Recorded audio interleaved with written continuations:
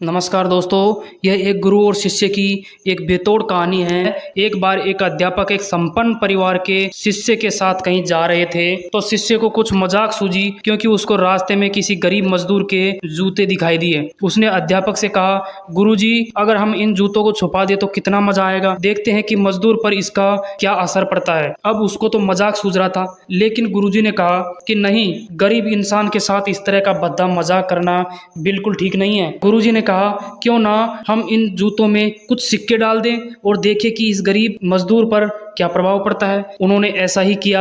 जैसे ही मजदूर अब काम करके लौटा और उसने एक पांव अपने जूते में डाला तो उसको कुछ कठोर सा महसूस हुआ।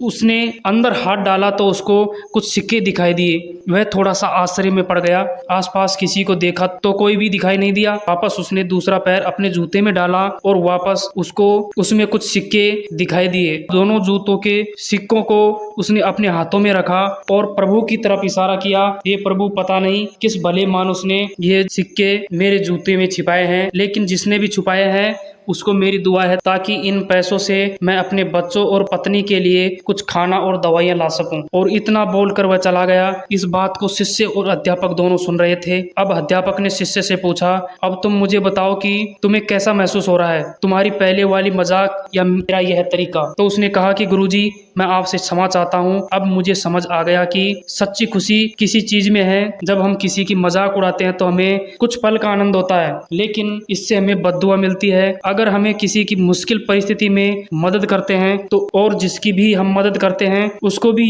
नहीं पता कि हमने उसकी मदद की है, लेकिन अंदर ही अंदर हमें पता है कि हमने उस इंसान की मदद की है। यही सच्ची खुशी है। जब हम दूसरों को खुशी देते हैं तो हमें सच्ची खुशी मिलती है। इस तरह खुशियां बांटते रहिए, लोगों की मदद करते रहिए, जिससे भी आप काबिल हों, जितना भी आपसे बन पड़े, लोगों के लिए परोपकार की भावना के साथ जिए। धन्यवाद दोस्तों।